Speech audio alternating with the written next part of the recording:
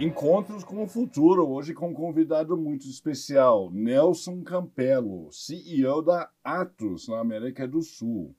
Aqui comigo na bancada, Rodolfo Ruiz, professor doutor de comunicação da ESPM. Meu nome é Matthew Schertz, sou diretor no World Observatory. Encontros com o Futuro é uma iniciativa do World Observatory, da ESPM e da Prime, braço das Nações Unidas, para as faculdades de negócios no Brasil e no mundo. Nelson, muito bem-vindo, viu? Obrigado pelo convite. Conta pra gente o que é a Atos e o que você faz lá. Você manda, pelo jeito. Não, o líder hoje em dia só indica, né? Só indica, tá perfeito. Mas a Atos é uma empresa com sede em Bezons, nos arredores de Paris, na França. É uma empresa francesa? Uma empresa francesa de capital social que está na Bolsa de Paris, né? Nós somos em torno de 100 mil colaboradores. Ô, louco! E prestamos fundamentalmente serviços de tecnologia para, geralmente, grandes empresas, né? Médias e grandes empresas, ajudando as empresas na sua transformação digital e em tudo que tem a ver com os processos digitais das mesmas. Além disso, a Atos tem uma subsidiária que chama Eviden, que também está aqui no Brasil, onde nós fabricamos computadores, né?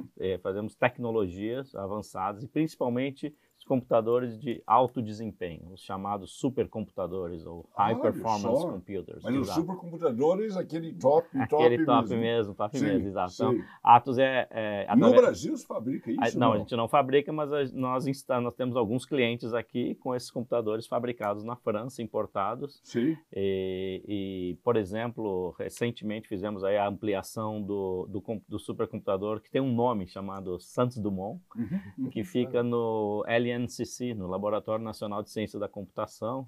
Essa ampliação em agora... Campinas? Não, fica em Petrópolis. Em Petrópolis? Petrópolis, no estado do Rio de Janeiro. Sim. E ele multiplicou por 4, mais ou menos, a sua capacidade nessa recente ampliação, e é a maior plataforma hoje de supercomputação aplicada à pesquisa na América do Sul. Sim, sim. E temos também... E quem utiliza esse computador? Quem utiliza é a comunidade científica brasileira e internacional, porque, na verdade, supercomputadores estão em redes, né, conectados com outros laboratórios ao redor do mundo. Então, o Brasil recentemente até, né, lançou aí um plano nacional de inteligência artificial e onde, como base para isso, há uma necessidade de uma capacidade computacional muito forte. Muito maior do que de hoje? Muito maior do que de hoje, sem dúvida, sim. Quantas vezes? 10 vezes maior, 5 vezes maior? Pelo menos 10 vezes maior. Pelo menos 10 vezes maior. Porque o Brasil hoje não está ainda posicionado entre os os países com as maiores capacidades computacionais para esse tipo de aplicação de pesquisa, principalmente. E existe aqui não só uma demanda, como uma vontade para que a gente possa ser um país que se posicione nesse segmento de maneira, digamos assim, relevante. Né? Mas você está falando da Atos, desculpe. Não tem problema. É que eu gosto do assunto do supercomputador. Eu vou te falar aí uma outra coisa que a gente tem, que eu sei que você vai gostar de saber, é que a Atos vem desenvolvendo tecnologia quântica, né, para poder, no futuro, em breve, termos um computador quântico. Hoje nós já temos chamados simuladores quânticos, que são computadores que, na verdade, eles desempenham capacidades ou endereçam problemas da natureza quântica através de simuladores de software. E nós temos hoje na Bahia, né, um Quantum Learning Machine, junto ao Senai Cimatec, que está lá sendo aplicado para determinadas demandas que vêm aí do mercado privado, né? Sim. Também Você vai ter que explicar isso, desculpe. O que é um computador quântico? Eu tenho uma noção, mas eu acho que deve estar errado. Não, ok. Um computador quântico, na verdade, é aquele computador que ele consegue endereçar problemas que não são endereçáveis pela computação tradicional, né? que a computação tradicional e a supercomputação, na verdade, você na verdade tem uma capacidade computacional muito grande para determinados tipos de processamento. Mas existem determinados processamentos, como, por exemplo, na área de previsão meteorológica, né? Ou algumas aplicações na área de saúde, que demandam um outro conceito, né? Um conceito que vem da física quântica, né? Então, o computador quântico ele precisa ser desenvolvido usando essa separadamente. É outra tecnologia, exatamente. Sim. E usa em climatologia também? Usa em climatologia também, exatamente. Então, é ali que eu queria chegar, na verdade, que eu desconfiava. Então, os modelos, né, climáticos são bastante complexos e tem variáveis, né, que você precisa utilizar esse tipo de conhecimento e capacidade para endereçar esses problemas de uma maneira mais eficiente. Perfeito. Mas você queria continuar descrevendo Claro, bom, então. Então, essa é a divisão, digamos assim, de tecnologia, né? Tá. Que faz parte da Atos. Que faz parte da Atos também, e nós temos aqui presença aqui no Brasil, como eu comentei. Mas o nosso grande foco, né, o maior número dos nossos profissionais estão na área de serviços, né, onde a gente faz uma série de serviços para os nossos clientes. Mas eu vou dar um exemplo agora que está muito, muito próximo, acho que na memória de todos. A Atos, há muito tempo, tem uma parceria com o Comitê Olímpico Internacional, então nós somos o integrador das tecnologias para os Jogos Olímpicos, Olímpicos e Paralímpicos. Recentemente, na nossa casa, né, porque foi em Paris, nas Olimpíadas, nós, então, organizamos, coordenamos toda a tecnologia que foi utilizada, tanto na prestação de serviços, como, por exemplo, credenciamento das pessoas, né, comunicação dos resultados para a imprensa e para todas as mídias, e também digamos assim, na segurança cibernética dos Jogos Olímpicos, né? Isso deve ter dado trabalho. Dá muito trabalho, mas eu imagino. Mas a forma como a gente sabe que os resultados foram bons é porque ninguém ouviu falar nada. É mais ou menos como um juiz de futebol. Sim. Quanto menos fala dele, melhor desempenho. Exato. E, na verdade, isso é uma tecnologia, né, que a Atos é o integrador, a gente usa tecnologias de diversos fornecedores, fabricantes com as melhores tecnologias, e nós integramos tudo isso para garantir que os jogos, então, tenham a segurança sendo realizada. E são bilhões, na verdade, bilhões de ataques cibernéticos ao longo do período de 15 dias. Bilhões de ataques cibernéticos? Quem quer atacar os Jogos Olímpicos? Todo mundo que quer aparecer. Além dos competidores.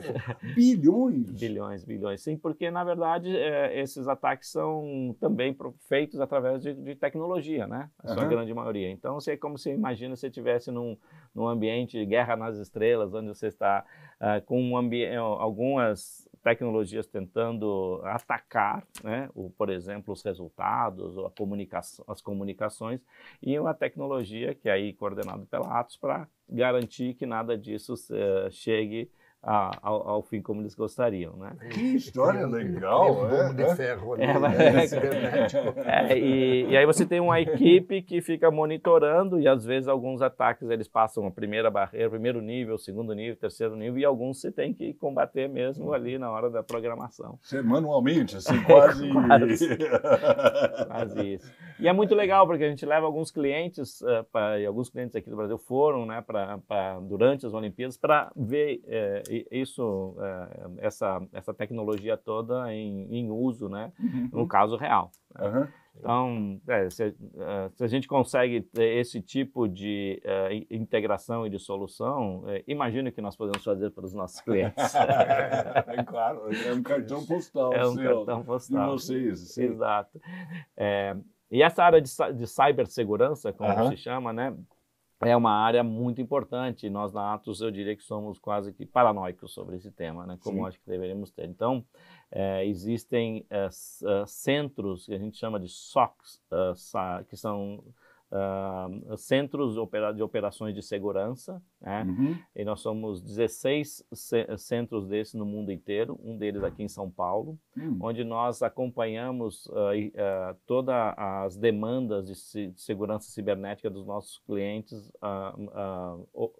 following the sun, né? Around the clock, 24/7, né? 365 dias por ano, para garantir que os ambientes dos nossos clientes estão sendo protegidos, né? Isso é super interessante. Hoje, né? Hoje tem a notícia de um ataque cibernético em algumas empresas de tecnologia aqui no Brasil. Então, cada vez mais... Seus clientes? Não. Não. Olha a modéstia. Não, nossos não. Não. E, na verdade, não, porque a gente recebe relatórios, né, com determinados níveis de urgência e tal, e não, estão todos bem. Está todo mundo bem, né? Tá tudo bem. Mas isso é um tema cada vez mais importante nesse mundo, né, digital que nós vivemos, né? Porque... hoje em dia as informações, os dados podem ser sequestrados, né? E com pedidos de resgate e coisas muito sérias podem acontecer. Então, quem tem como a Atos, né, contratos, né, onde você garante o desempenho e a operação dos nossos clientes, do ponto de vista de tecnologia, é fundamental que você esteja muito bem preparado para garantir que a segurança também faça parte disso, né? Sensacional. Eu queria, dentro disso, não falar da tecnologia em si, na parte do hardware, né? Mas na parte do usuário. Então, como eu sou professor, eu tenho insistido aos estudantes sobre como obter os dados. Então, são aplicativos através das ferramentas que você mesmo colocou, agora aqui para a gente, que esse dado tem que gerar uma informação e tem que gerar um conhecimento para ele depois. Como você comentou, por exemplo, os meteorologistas vendo os modelos, etc. Mas eu tenho percebido que a minha fala foi um pouco caída no vazio, porque, por exemplo, com a inteligência artificial, eles estão mais preocupados com o prompt do que a resposta que está acontecendo, que são os dados. E eu não vejo uma análise crítica, sabe? Ou uma reflexão para saber o que esse dado realmente está mostrando, né? Então, eu queria saber tua opinião, se eu estou falando no vazio sozinho. Não está, não. Na verdade, eu vou dividir um pouco essa questão em alguns temas, né? Porque é uma questão extremamente relevante, principalmente no momento que nós estamos vivendo aí um hype, né, sobre o tema inteligência artificial. De repente tudo virou inteligência artificial, né, e nem tudo né? Então, a primeira coisa é que você tem que ter os dados muito bem estruturados, né, os chamados data lakes, né, ambientes onde você armazena e atualiza e garante que os dados estejam corretos e tenha segurança. Então, essa primeira infraestrutura é fundamental. Cada vez mais essas infraestruturas estão na nuvem, né, nos chamados hyperscalers, né, como a Amazon, a Microsoft Azure, Google Cloud e tal. Então, de novo, você tem essas informações muito bem estruturadas, né, de tal maneira que a partir daí você possa buscar os dados estruturados para que você possa buscar informações. A partir daí, então, tem aplicações que buscam esses dados e utilizam, né, esses dados das maneiras mais diversas que são necessárias. Com a inteligência artificial, acontece que tem muitos dados, os algoritmos que são usados, né, eles usam esses dados, mas na verdade não necessariamente estão trazendo a resposta adequada, né? Exato. Por isso essa ênfase toda no prompt, ou seja, né, você tem que perguntar muito bem, né? Mas os dados têm que estar muito bem estruturados, porque senão o que acontece é que as respostas elas podem em algum momento vir com uma certa coerência ou assertividade, mas ao longo do certo processo ela pode não ter mais a mesma coerência, né? Vou dar um exemplo prático. Digamos que você tem um data lake onde que tem informações que são importantes para o mundo financeiro, né? E aí, a partir dali, você desenvolveu, usando uma tecnologia de inteligência artificial, uma série de questionamentos e tal, e algoritmos que foram desenvolvidos para isso. Houve uma mudança de legislação, ou uma mudança de impostos. Reforma fiscal está vindo aí, né? Se você não atualiza, né, o seu modelo, você provavelmente vai passar a ter respostas que não estão certas, não têm a acuracidade que são necessárias, né? Então, hoje, uma coisa que nós na Atos temos falado muito é a chamada curadoria dos modelos de inteligência artificial. Porque você tem que acompanhar, né, que os resultados que inicialmente estavam corretos continuem sendo corretos à luz de eventuais mudanças que possam impactar o seu modelo, né? Existem, inclusive, situações onde há hoje o desenvolvimento de inteligência artificial como modelos juízes, ou seja, a própria inteligência artificial verificando se o modelo de inteligência artificial está correto. E isso funciona? Funciona. Isso é algo que a gente tem visto aí como uma necessidade muito premente, porque no início, como nós estamos no início do uso dessa tecnologia, né, é natural que você tenha muitas e muitas aplicações, mas isso tem que ter uma certa estabilidade e essa manutenção ela tem que acontecer. E aí, então, nós mesmos, e eu compactuo com essa ideia, e que cada vez mais nós vamos ter que ter esses modelos juízes para poder avaliar se os modelos que foram desenvolvidos precisam ser atualizados. Até em cima do que ele mesmo comentou, mudou a lei, né? Ou uma regra, um processo, alguma coisa, e não está seguindo diante do novo. Né? Exato. Então, e os modelos de IA generativa, né, de inteligência artificial generativa, que é o caso, eles respondem, né, em cima de uma determinada base de dados, né? Sim.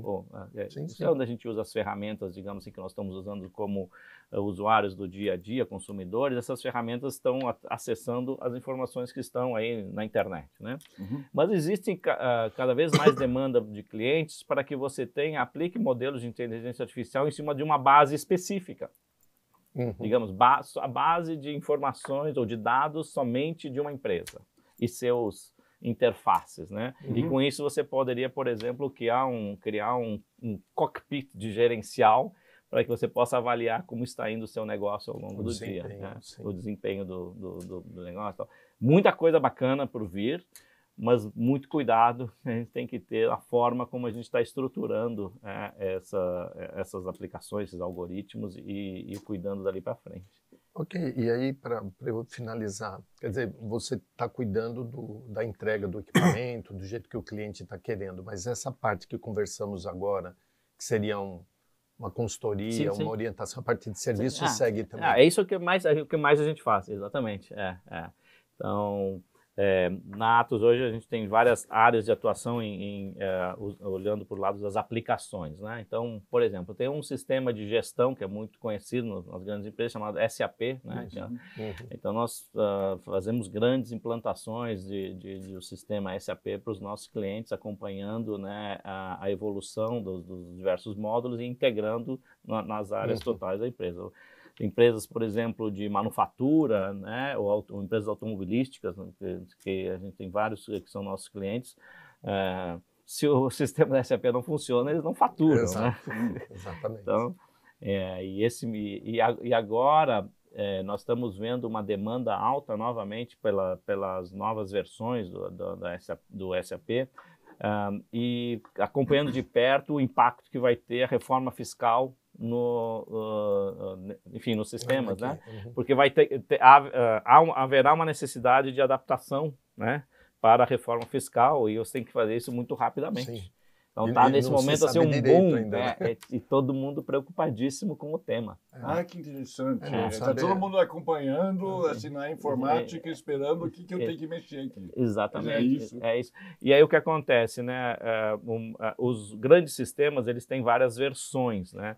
E quando acontece uma mudança como essa, o fornecedor, no caso da SAP, eles vão atualizar nas versões mais atuais. Sim, né? Sim. E o que acontece? Quem está com as versões mais anteriores está correndo para poder se atualizar. Né?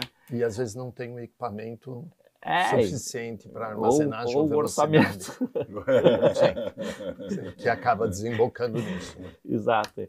Então, a tecnologia acompanha também movimentos, né, da economia e tem os seus impactos, e a gente tem que estar sempre preparado para isso. O Nelson, a gente poderia falar horas aqui. Infelizmente, a gente não tem horas. Então, eu queria perguntar, eu tenho a impressão que a inovação na área de informática está explodindo. É uma coisa que eu tenho muita dificuldade atualmente de acompanhar. Sim. E quando eu vejo, já é outra coisa. Quando eu entendi, já não adianta mais. Você deve ser, embora você deva entender muito melhor, qual é o maior desafio da Atos hoje? Assim? Mudou, e isso mudou muito ou não? Eu diria que o maior desafio é pessoas. Eu costumo dizer que na era da inteligência artificial, a gente precisa dar mais e mais atenção para as pessoas, né? Por mais paradoxal que seja isso, né? Porque existe cada vez mais demanda para profissionais com esse tipo de formação, né? Capaz de atuar nessa área. Algumas estimativas dizem que no Brasil nós temos um gap hoje de próximo a 500 mil profissionais na área de tecnologia. De engenharia elétrica, seria... Ou de forma de computação, né? Programadores. Sim. Porque não só as empresas como a Atos são empresas de tecnologias, todas as empresas são empresas de tecnologia. Por trás. Tem empresas como instituições financeiras que têm 1000 profissionais de tecnologia, né? Tem um grande cliente nosso que é uma empresa, uma montadora muito grande, que às vezes eles me falaram, a gente está contratando mais programadores do que engenheiros. Sim. Então, o que acontece? O que eu faço no meu dia a dia é cuidar das pessoas, é garantir que a gente tenha um ambiente, uma cultura que seja muito propícia para que essas pessoas, esses profissionais queiram trabalhar na Atos, né? De todas as idades, né? Aqueles que são jovens ou como nós, são jovens há mais tempo. Há bastante tempo, no meu caso. Continuamos jovens ainda. Continuamos jovens. Então você tem que hoje que ter uma visão da cultura da empresa, que é um tema que eu gosto bastante, que tem que estar muito adequada para que você seja uma empresa que atraia e retenha os profissionais. Tem que ter muita comunicação, não pode ser muito hierárquica, tem que tratar os temas de diversidade da maneira muito correta, tem que estar sempre fazendo programas de treinamento, de capacitação, dando oportunidades. Então, esse é o... E salários? Salários são importantes, você tem que ser compatível com o mercado, mas num ambiente como esse, principalmente nas novas gerações, é um fator importante, mas não o mais essencial. Já é suficiente. Tá. Mas como tem mais oportunidades, né, do que pessoas, as pessoas vão trabalhar onde gostam. Hoje em dia. Às vezes é mais importante a semana de 4 dias. A semana de 4 dias, a flexibilidade de estar no escritório ou não. Sair mais cedo, horário flexível. Exato, horário flexível. Então tudo isso são as coisas que eu estou assim, envolvido diariamente, né? Então, sempre buscando formas de ser mais atraente como empregador. O Nelson, conta um pouco da sua vida, da sua carreira. Então, como você chegou nessa posição? Ok. Bom, eu sou gaúcho de Porto Alegre. Eu pensei, eu imaginei. Fiz engenharia civil na Universidade Federal do Rio Grande do Sul. E sempre fui um nerd, né? Mas sempre, apesar de fazer engenharia, em algum momento fui picado pela mosquinha da tecnologia e comecei a estudar muito sobre isso. E em algum momento a IBM começou a contratar pessoas, né? Recontratar depois daquela política da informática lá atrás e tal. E aí eu me inscrevi num desses programas e fui selecionado e fui, como diriam lá na minha terra, de mala e cuia vim para São Paulo. Sim.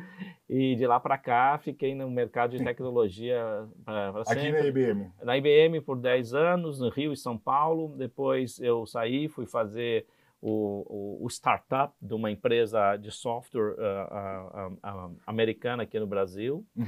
depois eu fui trabalhar em New York, morei em Nova York durante 2 anos. Gostou? Gostei. Morava lá nos suburbs e trabalhava em Manhattan. E depois eu trabalhei na Nokia, mas não na parte de fones, na parte de conexões das grandes redes e tal, que tem muito software, né, associado a isso. Acabei indo para... Aonde? Na Nokia? Trabalhei em São Paulo e depois em Paris. Coincidência da vida. Em Paris? Em Paris. Eu morei 4 anos em Paris, onde eu tinha Melhor Nova York ou Paris? Essa é difícil, essa pergunta. Duas grandes cidades. Duas grandes cidades. Nova York muito mais cosmopolita, eu diria, porque Paris você tem pequenos bairros. A vida é muito assim do bairro, né? Mas eu sou apaixonado por Paris. E lá eu acabei tendo uma função global, então eu viajei por mais de 50 países, assim, a diferentes negócios, e foi uma experiência muito, muito bacana, né? E aí depois voltei para o Brasil, e eu investi numa startup de tecnologia, de uma empresa lá do Porto Digital em Recife, que é um dos grandes polos de tecnologia aqui do Brasil. Acredito demais na capacidade do brasileiro de fazer tecnologia, e eu quis entrar para esse mundo. Nós tivemos bastante sucesso, vendemos a empresa. Olha que legal. E aí acabou que por uma coincidência o meu antecessor na Atos, com quem eu tinha uma certa relação, que era francês, ele me chamou um dia dizendo: olha, eu vou me aposentar. E ele disse: bom, então vamos tomar um vinho, né, de preferência francês. Com certeza. E aí ele disse: não, mas eu queria te dizer também que eu indiquei você para o meu lugar. Ele disse: acho que você já bebeu demais, porque eu agora estou numa outra fase da minha vida, mas eles, não, acho que tem tudo a ver, e adorei o projeto. Quanto tempo você está na Atos? 5 anos e meio. Sim. Isso foi há 5 anos e meio? O vinho sim, foi esse vinho foi há 5 anos. E de lá para cá a gente veio fazendo uma transformação muito bacana, né, com essa coisa a gente criou um projeto chamado One Atos, que significa o seguinte: a gente ser uma empresa ligada a um grande grupo, mas muito local. Né? Eu acredito muito nessa questão de você ter uma gestão que leve em conta o mercado local, as características dos clientes e de tudo que tem a ver com o nosso mercado, né? E a Atos me deu essa, digamos, essa abertura. A gente vem tendo resultados muito bons, estamos crescendo aí cerca de 15% ao ano desde que eu cheguei, então o maior crescimento dentro do grupo. O que significa isso, Atos local? Local que eu digo, Atos, eu cuido das operações aqui na América do Sul, né? Sim, então são 6 países: Colômbia, Chile, Peru, Argentina, Uruguai e Brasil, que é o nosso maior local. Então, significa você ter, por exemplo, políticas de recursos humanos que sejam adequadas não são internacionais, são a gente consegue adaptar, né? Você pensa global e age local. Exatamente. E aí eu encontrei esse espaço, né? E acho que foi uma combinação de muita vontade de um lado e de outro, e tem sido uma experiência muito, muito legal. Estou muito feliz de todo o desenvolvimento que a gente tem feito. E você acaba fazendo impacto na sociedade, né? E como brasileiro, acho que chega uma hora que, mesmo você sendo executivo de um grande grupo, a gente precisa olhar como que no nosso papel a gente pode melhorar, né, a vida das pessoas. Então, fazendo projetos que, de uma certa maneira, tenham um impacto na sociedade, e, ao mesmo tempo, também sendo uma empresa onde você consegue desenvolver muita gente, né? Nós temos um grupo muito grande. Nós temos um escritório aqui em São Paulo, mas nosso maior grupo de pessoas está em Londrina, no Paraná, onde nós temos um centro de operações lá. Por que Londrina? A gente já tinha um escritório lá. Quando eu cheguei, eu mudei algumas coisas. Nós mudamos o nosso escritório para dentro de um shopping center. Nós somos um âncora dentro de um shopping center. Aqui em São Paulo ou em Londrina? Lá em Londrina. Lá em Londrina. E tem muitas universidades lá. Então, nós fazemos muitos programas com as universidades em Londrina e região. Somos hoje um dos 10 maiores empregadores da região. E com isso a gente desenvolve muito as pessoas e bebe na fonte, como eu digo, né? Porque com essa carência de recursos é muito importante formar gente. né? E então a gente forma, por exemplo, o nosso programa de estágios, que é algo que eu cuido pessoalmente junto com o meu diretor de recursos humanos, hoje é um programa de estágio que tem mais de 100 candidatos por vaga. Que legal! E nós fazemos toda uma formação técnica de soft skills também, e é um programa de 1 ano, já formamos aí muitos estagiários e uma grande maioria deles acaba permanecendo com a gente, né? Você falou que você foca no impacto no país. Essa é uma questão. Seria ali mesmo na educação ou tem outros projetos? Eu acho que a educação, o fato da gente ter trazido aqui na Bahia, né, esse centro de computação quântica foi uma coisa importante. O fato da gente participar, né, junto lá com o Laboratório Nacional de Ciência da Computação, né, de prover infraestrutura para os pesquisadores brasileiros estarem conectados, né, com outros locais, usando tecnologia de ponta, né? Enfim, e aí quando a gente faz projetos com os nossos clientes, que por sua vez também melhoram, né, o seu desempenho e tudo mais, a gente sempre procura dar esse lado, assim, digamos, de contribuição nossa, e não simplesmente ser uma empresa estrangeira que está aqui para se aproveitar do nosso mercado. Eu acho isso muito importante, né? Então acho que é nessa linha, né? A gente faz um programa também muito bacana que nós chamamos de Muito Além da Cota. Você sabe que hoje as empresas têm cotas para pessoas com deficiências, né? Então nós fizemos, na verdade, um programa de capacitação de pessoas para que elas possam se inserir no mercado de trabalho, não somente pela cota, mas pelas suas capacidades mesmo, né? Então, e aí contratamos várias pessoas com habilidades especiais, usando, na verdade, indo contra essa questão simplesmente da cota pela cota, né? Deixa eu fazer uma pergunta que me incomoda.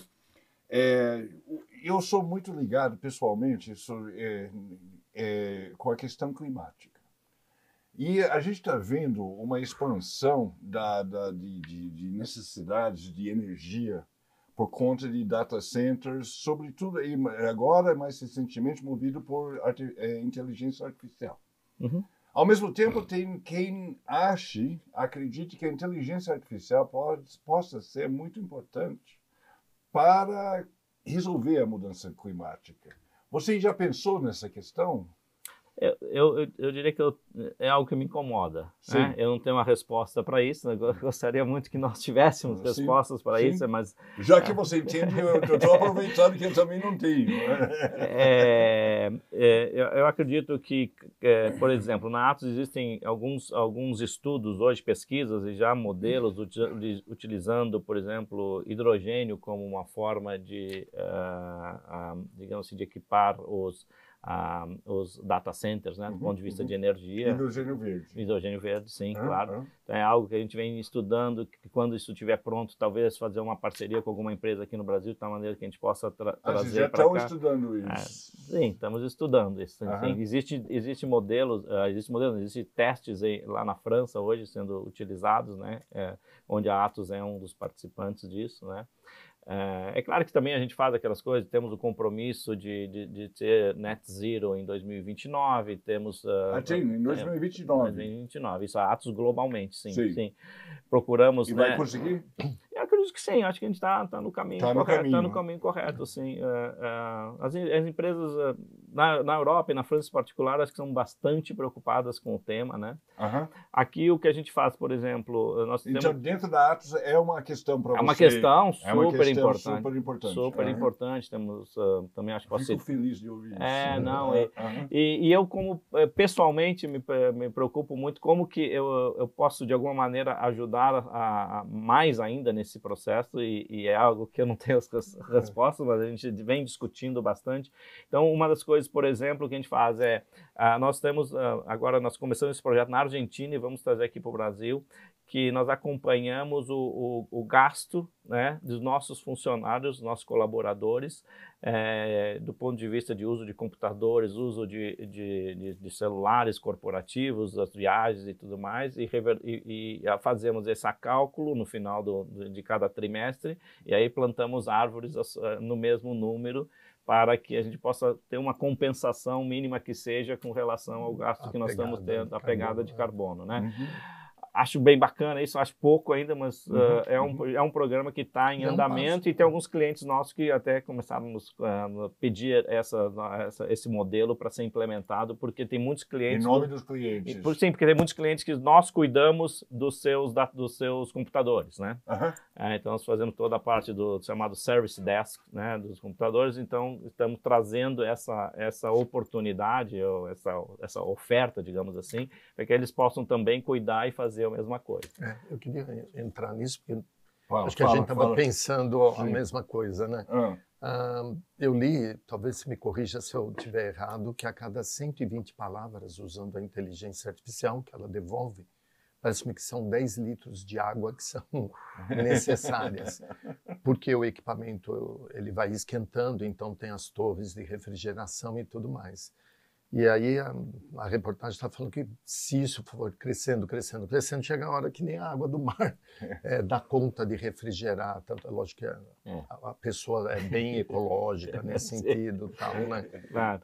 Como é que a Atos, então, vem pensando nisso? Porque se pega um data center desse, ou o quântico que você está falando, deve haver um sistema por trás de resfriamento desse computador. Então, por exemplo, o computador, né, o Santos Dumont lá do LNCC, ele é refrigerado por água, né? Isso. Então ele tem todo um sistema desenvolvido por nós de resfriamento para garantir que você tenha um uso menor, né, de energia. Ainda assim é necessária energia, né? Por isso essas ideias, essas discussões em relação a nitrogênio verde.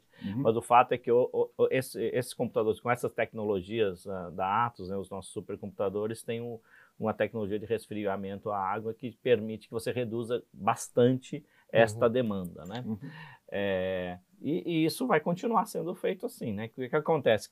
A cada nova geração de computadores, ou de computadores como um todo, você tem que melhorar isso, porque também, ao mesmo tempo, você vai fazendo os chips cada vez menores, né, mais eficientes, e tem um momento que eles têm um aquecimento tal que ele deixa de ser possível fazer o seu uso, né?